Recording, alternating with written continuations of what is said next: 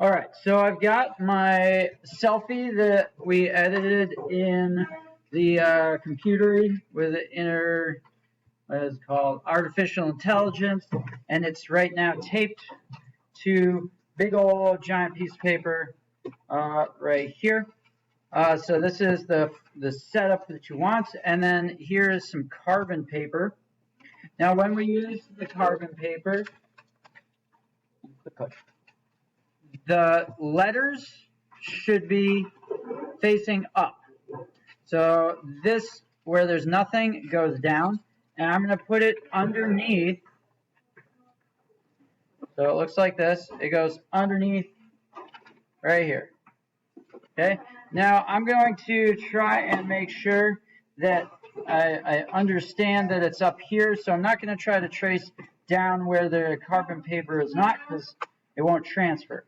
So my carbon paper is about halfway up the page. So I'm going to just concentrate on there. Now it's super important that you trace really cleanly. So if you're doing like, oh, I'm going to that is going to transfer over, and that's not where your lines are. That's going to show up as making your face look bad.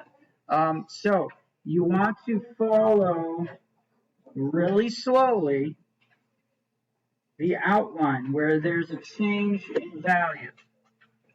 Okay?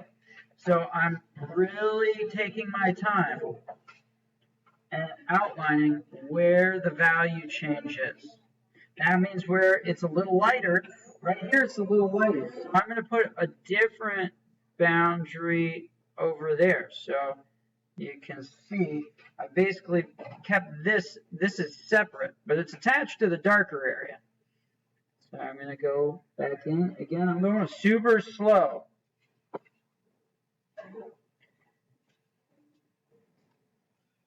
If you go really fast with this and don't follow the boundary, it's not going to look like your face. It'll just look like, some of you maybe have already started and looked at it and gone, yeah, that doesn't look like me. It's because you didn't follow the tracing outline of the shapes. So if the printout looks like you, if you do this correctly, then your tracing is going to look like you.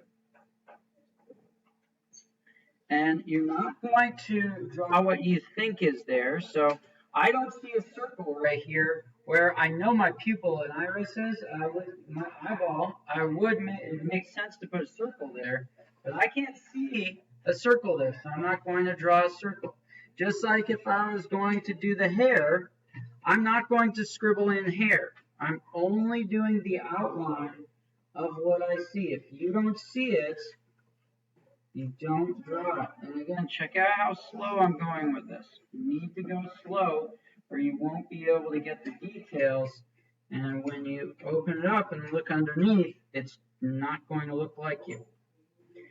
Now, I'm using a colored pencil right here so that I can tell which lines I went over. So I already used a regular pencil for this. So if I used a regular pencil again, I wouldn't be able to tell that I'd be going over the same lines.